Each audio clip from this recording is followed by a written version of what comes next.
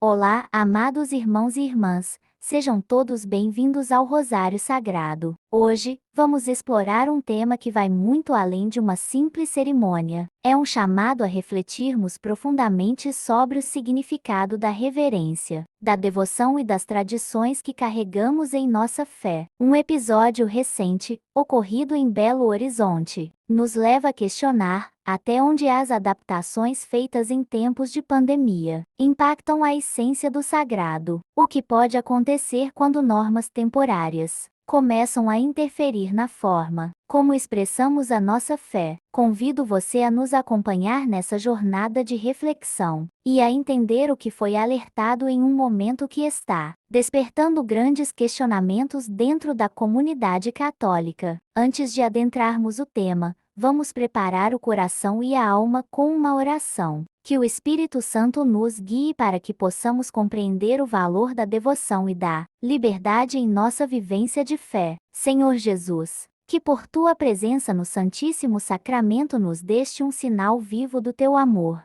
Pedimos que ilumine nossa compreensão e nos fortaleça para buscarmos sempre a verdade. Que nossos corações estejam abertos para honrar e reverenciar a tua presença sagrada, e que possamos crescer em fé e sabedoria. Amém. Hoje, trazemos a vocês um episódio que tem gerado grande repercussão, não só em Belo Horizonte, mas em toda a comunidade católica. Durante uma cerimônia de crisma, uma jovem, movida pelo desejo de expressar sua reverência a Cristo, ajoelhou-se para receber a Eucaristia na boca, como um ato de devoção. No entanto, o bispo auxiliar, Dom Joaquim Mou, optou por não conceder-lhe a comunhão dessa forma, seguindo uma orientação que exige que todos recebam a Eucaristia em pé e na mão. Uma medida tomada durante a pandemia de Covid-19, essa decisão gerou um profundo sentimento de tristeza e indignação para muitos fiéis, que veem na Eucaristia não apenas um rito, mas o ponto central de sua fé. A pandemia nos ensinou a valorizar a saúde e o cuidado com o próximo, mas será que, agora, com a diminuição dos riscos, essas adaptações ainda são necessárias? Ao longo da história, a prática de comungar ajoelhado e na boca sempre foi vista como um gesto de humildade e devoção. Para muitos, a possibilidade de expressar essa reverência é essencial, e ao ver esse gesto ser impedido, o sentimento é de que algo sagrado está sendo perdido. Esse episódio, portanto, vai além de um simples protocolo. Ele nos leva a refletir sobre o equilíbrio entre o respeito pelas medidas de segurança e o direito de cada fiel de vivenciar plenamente a sacralidade da Eucaristia.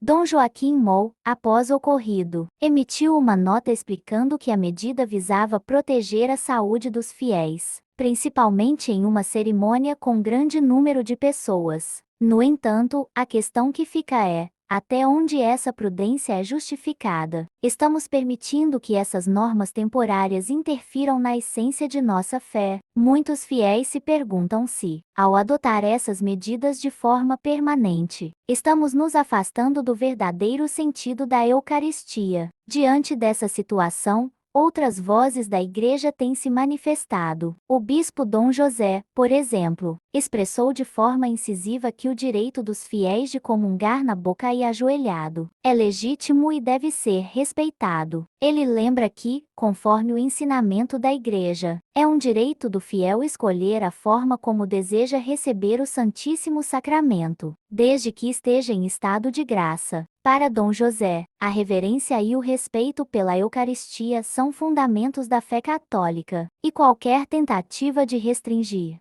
esses gestos deveria ser cuidadosamente reavaliada. Além disso, figuras como José Maria Simão Castel, ex-presidente da Federação Internacional das Associações Médicas Católicas, também compartilharam suas preocupações. Em sua visão, a negação da comunhão na boca, considerando o cenário atual, parece ser desnecessária. Castel argumenta que, embora a pandemia tenha trazido a necessidade de adaptações, o contexto já mudou o suficiente para que possamos retomar práticas tradicionais sem comprometer a saúde dos fiéis. Para ele, é essencial que a Igreja considere as necessidades espirituais dos fiéis e preserve a liberdade de expressão litúrgica. Diante disso, nos perguntamos: até onde deve ir nossa obediência às normas temporárias? Qual é o limite entre a prudência e a restrição desnecessária? A tradição de comungar na boca e ajoelhado carrega um simbolismo de humildade e adoração, que vai além de um simples capricho. Esses gestos não são apenas rituais, mas expressões de uma fé que nos conecta a séculos de tradição e nos ajuda a entender o mistério da fé. Muitos católicos temem que, ao permitir que esses gestos sejam limitados, estejamos enfraquecendo a nossa percepção do sagrado. A Eucaristia é um encontro pessoal e transformador com Cristo, e a forma como a recebemos expressa essa dimensão espiritual. Preservar a liberdade de escolher entre comungar na boca ou na mão, em pé ou ajoelhado, é mais do que uma questão de preferência pessoal. É uma questão de respeito pela espiritualidade de cada fiel e pela riqueza da nossa tradição litúrgica. Este episódio em Belo Horizonte levanta um alerta para todos nós. Será que estamos prontos para reavaliar essas práticas temporárias? Ou será que ainda estamos presos a um receio que já não faz mais sentido? É importante, como comunidade de fé,